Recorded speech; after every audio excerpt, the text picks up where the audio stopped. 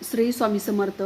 रविवार या दिवशी 4 ऑगस्ट या दिवशी दर्शामोसे आहे. दर्शामोसे म्हणजेच बऱ्याच जणांचं असा समज आहे की याला गटारी अमावस्या असंही म्हणतात. परंतु या दिवशी आपण गटारी अमावस्या न करता आपण या दिवशी दिव्यांची सजावट करायची असते आणि दिव्यांची पूजा करायची असते. दिव्यांना नैवेद्य दाखवायचा असतो. आणि तुम्हाला माहीत नसेल तर या दिवशी तुमच्या घरातील जितके व्यक्ती आहे तितके आपण कणकेचे दिवे बनवायचे आहे आणि कणकेचे दिवे त्या प्रत्येक व्यक्तीला ओवाळून औक्षण करायचं आहे या दिव्यांनी. आणि त्या दिव्यांमध्ये एक छोटीशी गोष्ट म्हणजे यामध्ये आपल्याला साखर टाकून हे दिवे बनवायचे आहे. त्यामुळे त्या व्यक्तीचं आयुष्य चांगलं होतं किंवा आरोग्य लाभतं आणि आयुष्यही भरपूर लागत असतं. तर हा झाला की आपल्याला या दिवशी अमावस्याच्या दिवशी आपल्याला दिव्यांची पूजा झाल्यानंतर हे उपाय करायचे आहे.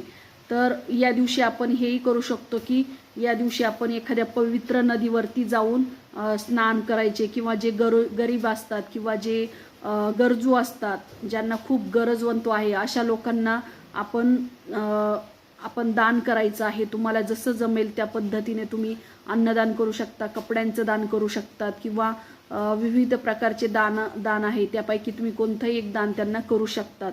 तर या दिवशी आपल्याला सूर्यदेवाला अर्घ्य अर्पण करायचं आहे. म्हणजेच आपण आंघोळ केल्यानंतर सूर्याला पाणी अर्पण करायचं आहे. म्हणजे पूर्वेकडे तोंड करून सूर्याला पाणी अर्पण करायचं आहे. आणि या दिवशी आपण अशा काही गोष्टी आहेत की ज्या चुकूनही आपण या दिवशी करायच्या नाही.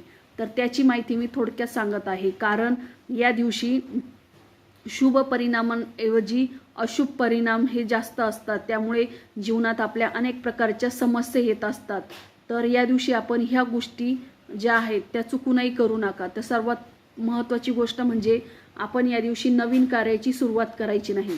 कारण धार्मिक श्रद्धेनुसार अमावस्याला कोणतेही नवीन कार्य सुरू करणे टाळायचे आहे.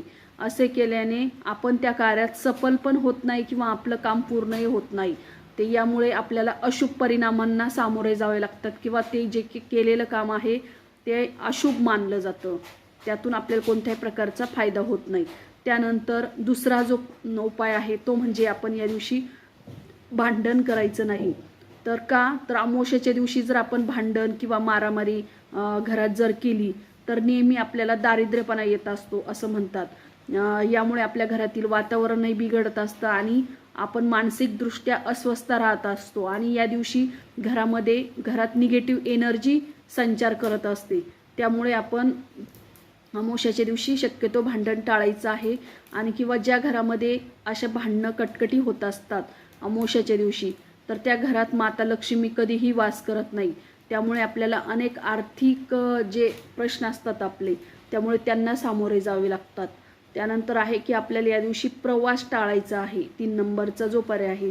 तर कारण अमावस्याच्या दिवशी तुम्ही लांबच्या प्रवासाला जर जाण्याचा विचार करत असेल तर ते टाळायचं आहे शक्यतो.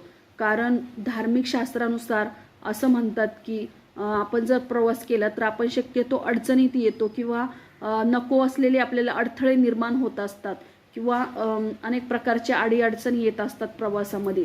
त्यामुळे या दिवशी शक्यतो आपण प्रवास टाळायचा आहे. त्यानंतर आपल्याला चौथा जो पर्याय आहे तो म्हणजे आपल्याला नखे कापायचा. तर या दिवशी आपण नखे कापणं हेही अशुभ मानलं जातं.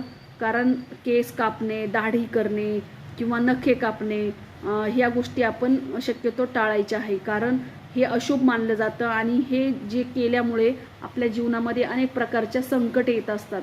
त्यामुळे या गोष्टी आपण शक्यतो टाळायच्या असतात आणि ह्या गोष्टी आपण अमावस्याच्या दिवशी करायच्या नाही. आणि अमावस्याच्या दिवशी जर शक्य झालंच तुम्हाला तर या दिवशी आपण दारापुढे ही कणकेची दिवे लावू शकतो. आपल्या घरातही जिथे तुळस असेल त्या ठिकाणी आपण तुळशीला कणकेचे दिवे लावू शकतो. अशा प्रकारे आपल्या घरात पॉझिटिव्ह एनर्जी राहण्यासाठी कणकेच्या दिव्यामध्ये आपल्याला एक तुपाचा आणि एक तेलाचा दिवा लावायचा आहे.